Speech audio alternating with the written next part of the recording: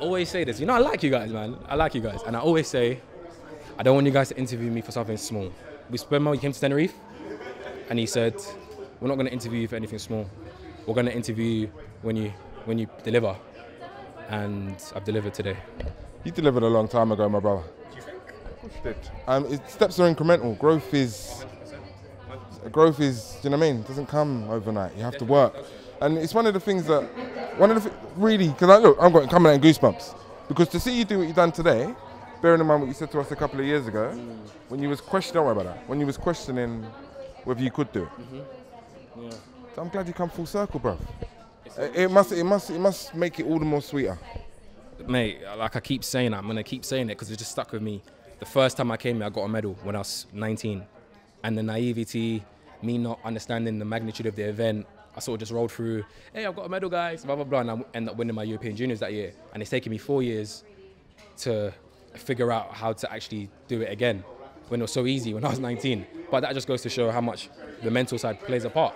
And like I said, I've watched ex-training partners, sort of guys in the relay sort of have their moment and have that time. And, you know, like you're saying, paid in full, you know, never hate, just wait your time. And I haven't, you know, I've been happy for everyone and I've always just felt like, you know, why not me? And I've questioned myself so much, made so many sacrifices, made so many changes. And it's so mad that it's paying off. Do you know what I mean? Like from even just everything that's happened from London 2017, and I'm missing out, not making a team, moving coaches, coming up for funding, you know, working on my mental strength, working on all these things, like, man. I mean, I'd even throw in the mix that, you know, seeing your missus excel last year as well, that must have been difficult. Bro, I love my girlfriend so much, but mate, it is hard. I went to Europeans and I should have been in 100 meters. I don't care what anyone tells me, I should have run 100 meters and I didn't. And I was literally coached for Imani that day. I took her through her blocks, took her to the call room and watched her make the final and watch her bloom. But it broke my heart so much because I thought, man, we should be here together. And I didn't go to the after party. I didn't even run in the that was a slap in the face. That was hard. That's the bit people don't see as well. See that, man. They just see you on Instagram training and whatnot.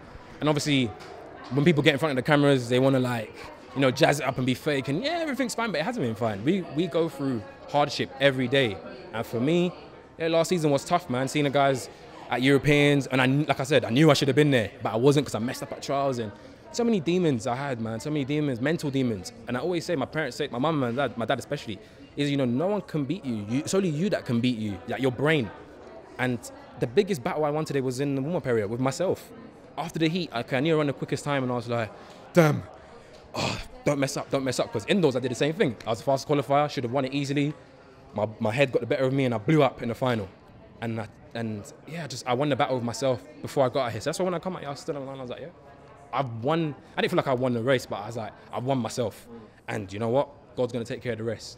But it's when I don't take care of the mental stuff, when I come out here, that's when I'm vulnerable. Like, people are beating me and whatnot. It's because I'm not on point in my brain. So now I'm starting to get a hang of that a bit more. I just want to build on this. You know, it's a big moment for me in my career. I just want to build on it. Doha's in 6 weeks. You know, it's an emotional time for me. But, you know, next week, I'm going to have to get back to work. On the emotions? Oh, I can't believe I cried on TV. Oh, I mean, oh, mate.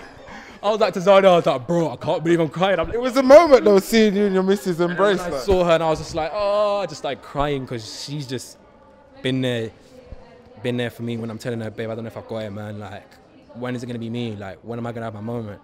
And the thing is, I'm not slow. I've run 10-0. Like, I'm not slow. I just never had a moment to show for it. Like, everyone's got the championships with the time. I've just got the time, and I'm just another British guy who's just quick.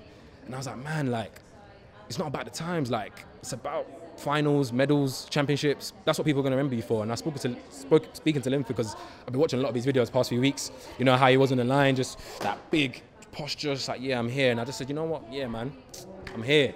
And it paid off. It paid off. So I'm gassed. You can go to the gym, do reps, push weights. Talk to me about how you firm the mental, though. How do you get into a place where you're a lot tougher?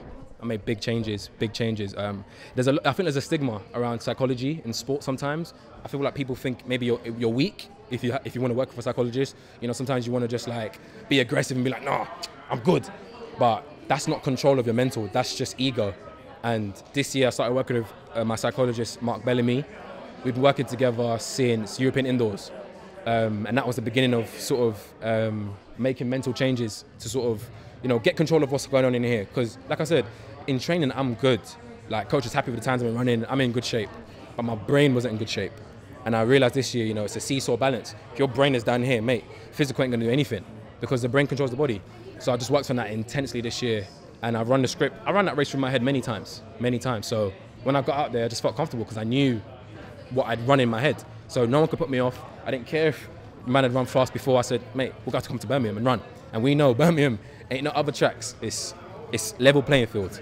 And whoever's got it on the day will have it. So, yeah, I think that's what made the difference. Talk me through the 2 rounds, because obviously we've touched on the fact the first round you look comfortable, you look free, you look bouncy. Second round, final was a bit of a fight.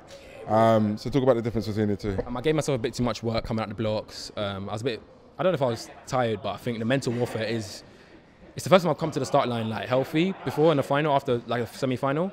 And I was like, man, this is tiring. I got on the start line and I was just like, just dig deep. You know, you get to that finish line first, you're going to World Champs. I just said, mate, just run to A to B. And when I got upright, so I cleared past Zarnell and I was like, cool, got him. And I was seeing Adam had a little surge and I was like, okay.